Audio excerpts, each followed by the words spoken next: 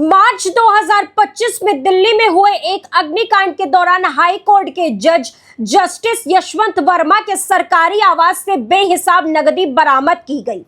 इस सनसनीखेज मामले में अब तक कोई एफआईआर दर्ज नहीं की गई, जिस पर उपराष्ट्रपति जगदीप धनखड़ ने सोमवार को गंभीर सवाल उठाए हैं।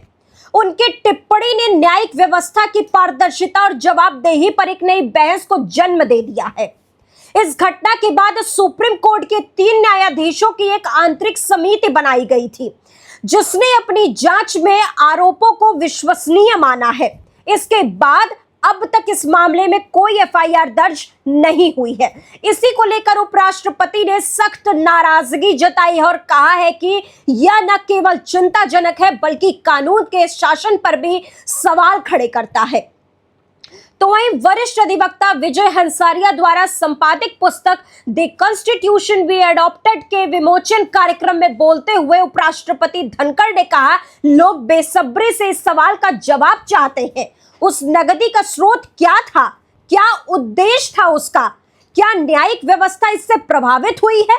और इस पूरे मामले में बड़ा दिमाग किसका लगा है? तो वहीं जगदीप धनखड़ ने यह भी कहा है कि यह घटना अरबों लोगों के मन को झकझोर देने वाली है। उन्होंने कहा कि वैज्ञानिक फॉरेंसिक विशेषज्ञ गहन जांच की जरूरत है, जो सब कुछ उजागर करे और कुछ भी छिपा न रहे। सच्चाई को सामने लाने की जरूरत है। 22 मार्च 2025 को तत्कालीन मुख्य न्यायाधीश संजीव खन्ना ने न्यायमूर्ति वर्मा के खिलाफ आरोप की जांच के लिए 3 सदस्यीय पैनल गठित किया था। समिति की रिपोर्ट में साफ कहा गया कि आरोप विश्वसनीय है। इसके बावजूद अब तक न तो कोई प्राथमिकी दर्ज हुई है और न किसी प्रकार की सार्वजनिक कार्यवाही की गई है।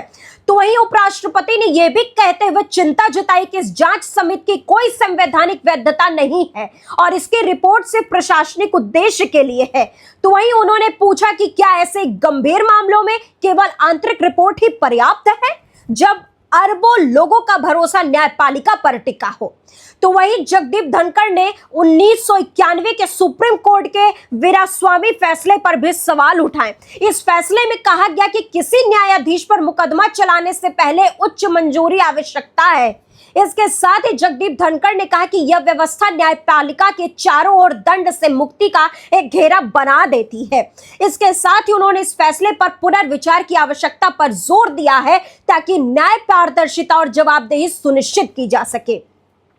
तो वहीं अपने भाषण में जगदीप धनखड़ ने यह भी कहा कि लुटियंस दिल्ली में हमारे एक जज के घर नोट जलाए गए, लेकिन अब तक कोई एफआईआर नहीं हुई। क्या यह कानून के शासन वाला देश है, जहां इतनी बड़ी बात पर भी कोई कानूनी कदम नहीं उठाया गया?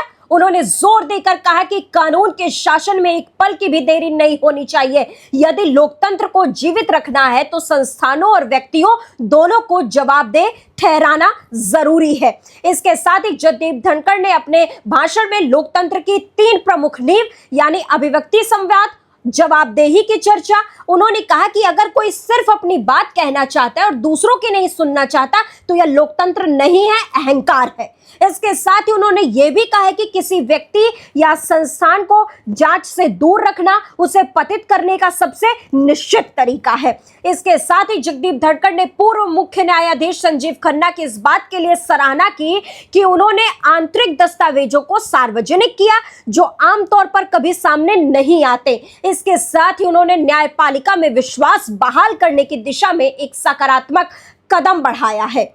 उपराष्ट्रपति ने कहा कि इस पूरे मामले की निष्पक्ष और तेज जांच होनी चाहिए, ताकि आम जनता को यह भरोसा हो सके कि देश में कोई व्यक्ति या संस्था कानून से ऊपर नहीं है। इसके साथ ही उन्होंने उम्मीद जताई कि न्यायपालिका में पारदर्शिता और जवाबदेही की परंपरा को मजबूत किया जाएगा, जिससे लोकतांत्रिक संस्थाओं में जनता का विश्वास बना रहे।